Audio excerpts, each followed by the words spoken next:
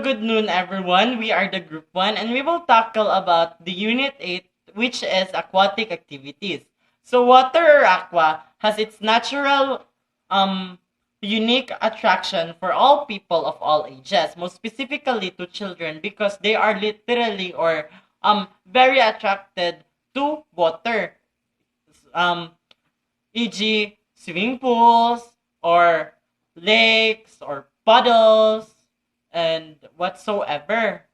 Then, water venue is to relax, work out, or to have some fun and pump up some adrenaline. So, of course, every time na maadto ta dito sa beach, di ba, mag-relax man ta to have some, to make our char, girl, basta ka nang magparagod ato ang kuan is, kusamok mo ni mo. Sure, sorry everyone.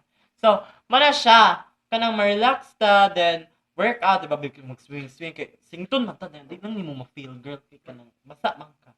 Sana all basta, rar. So, next is, characteristic of water is buoyancy, hydrocrustic pressure, and enhanced cooling. So, buoyancy is the force to make an object to float. That's it. On the other hand, hydrocrustic pressure is the pressure exerted by the water at the equilibrium due to the force gravity. So, kanang ang water daw is kanang, di ba? Kung ang buoyancy is to make the kanang object float, sa kaning hydrocrustic pressure is kanang mura kag kanang maong mo float ka is ginabutngan pud kaniya kabugaton. So the last one is the enhanced cooling. So basically, enhanced cooling is to transfer the heat away from the body. So water can kanang reliever siya sa imuhang kainit. Char. So, mana siya kanang i-relax imong self. So, yung ana. Oh, by the way, hydrocrustic pressure dahil para makasabot siya mo kung nagakuan siya. Pressure exerted on the body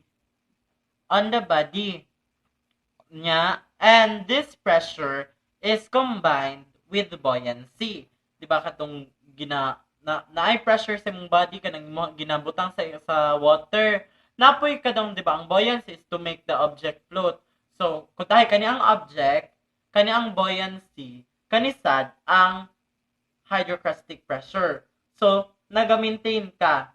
So, that's it. So, ang hydrocrustic, sa hydrocrustic kay, water allows people who have problems with balance and coordination. So, mana siya kanang, wala kay balance, diet, char. Wala kay, dili kay kanang kuan sa balance nimo ba.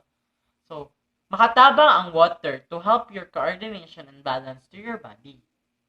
That's it. So, lesson 1 is all about snorkeling.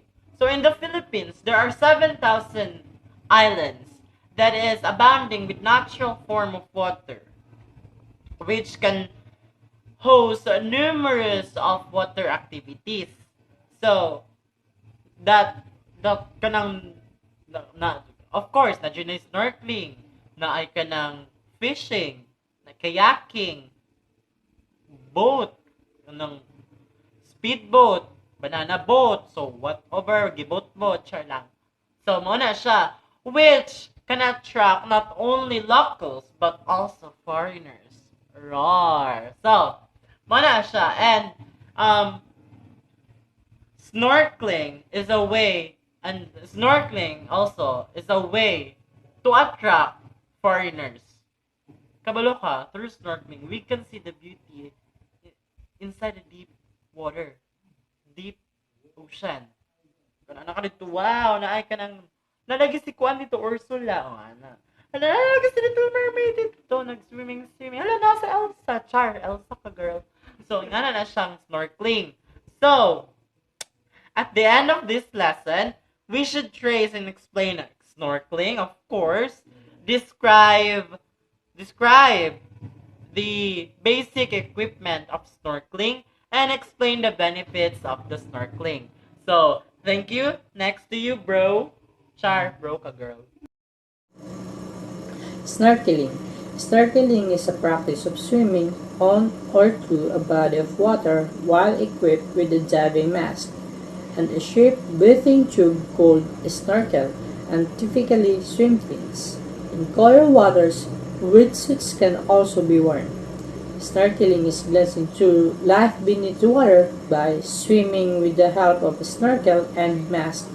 Through snorkeling, one can observe the underwater attractions for a more extended period of time without the requirement to continually resurface to gasp for air and with relatively lesser effort. Snorkeling within the Philippines, with over 7,600 islands to explore, it makes sense that the Philippines is one among the best snorkeling destinations around the world. Thank you, bro. Next is why snorkeling? First, for recreational purposes. Snorkeling is a popular recreational activity, particular at tropical resort and scuba diving location. Second, water-based search by rescue team is voluntary search and rescue that work together.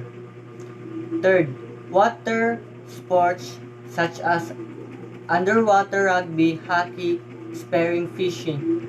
So, snorkeling have sports like underwater rugby, hockey, spear fishing. Thank you. You are next, bro.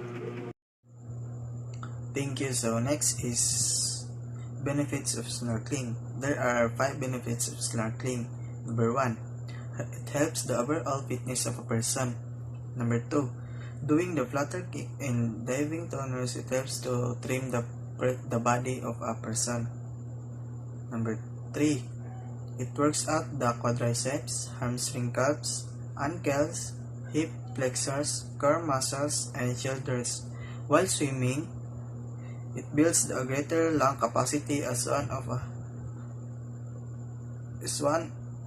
is forced to hold breath underwater for a period of time. Number 4, it increases the oxygen uptake, which is defined as indicator of an aerobic fitness. Number 5, it is an also excellent cardiovascular workout, which is it improves heart rate and strengthens the heart of a heart. Thank you. Thank you, bro. Then let's continue. How did snorkeling start? Need, creativity, and technology has allowed the common hollow red to become the modern-day snorkel. The following timeline outlines the events that leads to modern-day snorkeling. Then the first one is hollow red, 3000 BC, and this is what hollow red looks like. And obviously it's hollow, so that's why they use it to inhale from the surface. Then the second one is animal skins were filled with air. So before they use animal skin to lengthen their stay underwater. Then the third one is diving bell 300 BC. Alexander the Great encouraged the development of the first diving bell. And this is what diving bell looks like, and as you can see ang kalang nasa sulod kay mo na sila mga diver, so di na sila kailangan mo adto sa surface para mohinga. Then the last one is eye goggle from shells of tortoise, 1300. The shell of the tortoise was used to develop a gadget to protect the eye as well as to see more clearly in the water. And this is what it looks like. So before, they used the shell of the tortoise. Unlike now na ato ang ginagamit ikatong the plastic one, which is more convenient than using tortoise. And that's all. You're next, bro. Thank you, bro. Hollow tube and sketch web swimming gloves. In the late 1400s, Leonardo da Vinci proposed and created the first contemporary snorkel, a hollow tube designed to touch head helmet of the driver, allowing to breathe even when the face submerged underwater. Wooden paddles, 1700s. Benjamin Franklin came up with an idea of using wooden paddles attached to the hands and feet to help swimmers to swim faster. Modern fins, 1900s. Modern fins were invented by Frenchman Louis Decario patent, for this was obtained in 1933. You're next, bro! Afternoon everyone, especially to you sir. Basic equipment in snorkeling. There are different equipment in snorkeling. The first one is snorkel. The snorkel mask is the portion of snorkel gear that protects your eyes. The second one is fins. Allow is the snorkeler to proper themselves across the water. The third one is a life vest in most where the being snorkeless, swimming through water deeper than 10 feet. So the whole point of snorkeling as it gives you the chance explore the ocean with ease and see more underwater. Thank you. Thank you, bro. So the next is the mask. The mask serves as the viewing device in appreciating the world beneath the water. The air in the space created the mask that what helps in seeing underwater. Next is the nose. The nose being enclosed in the mask will have its particular function in equalizing pressure during dives. These are the two important things to remember in choosing the mask. First is fit, second is the comfort. You need to know what is the correct mask for you. You're next, bro. Part of the mask. Part of the mask. First is the mask skirt. Yan, nakita mo dyan, yung yan. Mask skirt is the softest flexible material that seals the mask around the face. Nandria, para kumabawag siya, anak. Then is strap. It holds the mask to the face under the water. Para mutoy siya ang kuan, para pwede siya ma-adjust ng maguot, luag. Strap good sa para magunit sa imong ulo ana. And the last is nose pocket and cushion and that protects the nose. Some masks have a purge bulb and a little flap in the bulb located at the bottom of the nose. There is a bus and pocket that helps in removing the water that has entered in the mask. Kaya masulod na tubig sa imong mask. So thank you, bro. We are the tips of choosing mask. Step 1 is choosing the mask. Ito ay tampok sa iyong mukha na kung makitid na mukha or high nose and the like. Piliin ang mask na tampok sa iyong mukha. And step 2, testing the mask. Itong testing the mask ay kung makasya sa iyong mukha, na hindi paglalagay ng tali sa ito ay masyadong makitid o sa paligid ng gilid ng iyong mukha. And step 3 is do the suction test. While in your mask on your face, without putting yung tali sa yung ulo, let the strap rest on the top of the cover. Pindutin yung mask ng slightly to your face. Inhale ng kaunti. Amount sa iyong hangin through sa iyong ilong. And the suction into your face. Then release your mind. Your hand pala. Step 4. Put the mask on fully. Try the mask on with its strap around your head.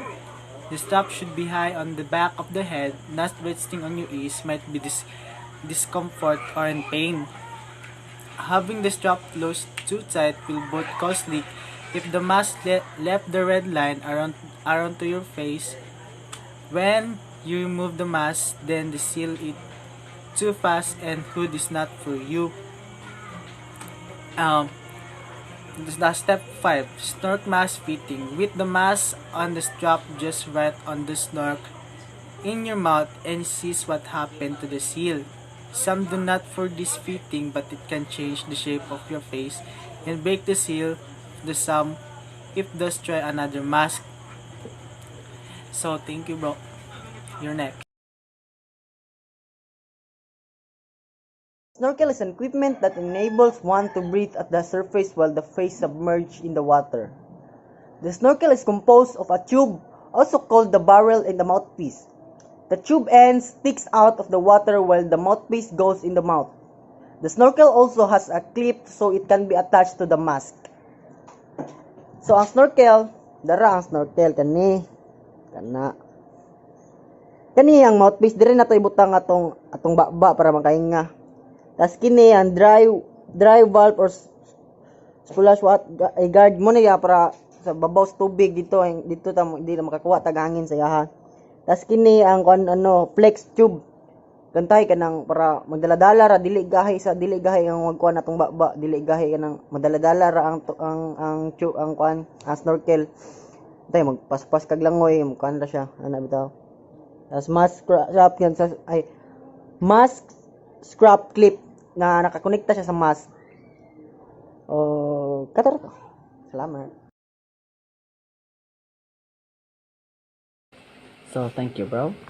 So the snorkel with a flexible tube. Below the strap attachment point of it is more comfortable than the classic snorkel. The flexible tube allows the top and mouthpiece to rotate to different angles to better fit the face. It can also drop away from the face when not in use. So this kind of snorkel has a flexible tube and it is mostly preferable by the snorkelers as it allows the snorkeler to have a greater movement around underwater. This type of snorkel also has this feature called the purge valve, which removes the water when it's entering the snorkel. You're next, bro. Thank you, bro.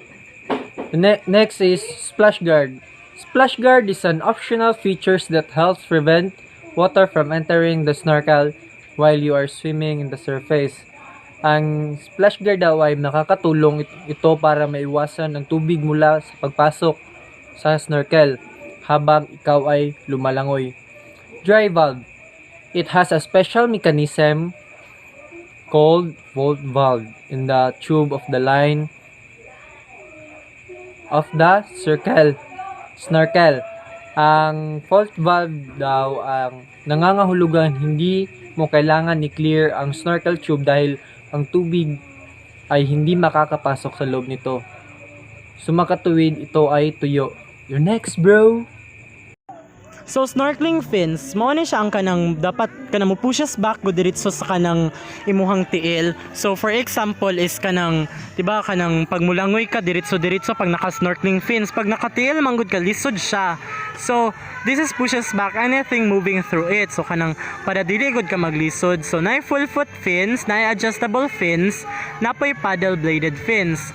Ang kanang foot full is kanang sulod tanan, walang adjustable is kanang ma-adjust sa imuhang tiil ang fins nya. Ang kanang kuan kanang paddle fins is kanang siyang fins na kanang dali ra kanang pa dome good siya something. So kanang helpful siya ang fins. Moreover, fins may also protect the feet from accidental contract cracks and coral shredding. So kani siya para dili ka matunok sa mga corals, sa mga nganain, etc. That's all, thank you. Ang kani siya ang tabang pod is sa kuan kay speed and efficiency. So kani siya kay para makapaspas gud siya dagan ang kanang mga paglangoy kay para diretso siya ang namang motion na mabuhat ang kanang fins. Kanang kuan foot mga fins na atong ginasuot like kanang pa wave gud siya motion mo na siya makatabang para mulangoy tagpaspas.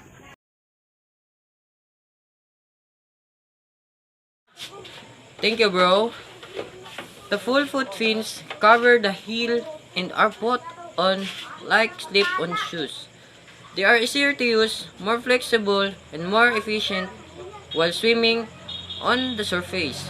These are popular among warm water dives. The adjustable fins, on the one hand, are open at the heel and have adjustable straps to secure the feet. Such fins are often used with dive boots.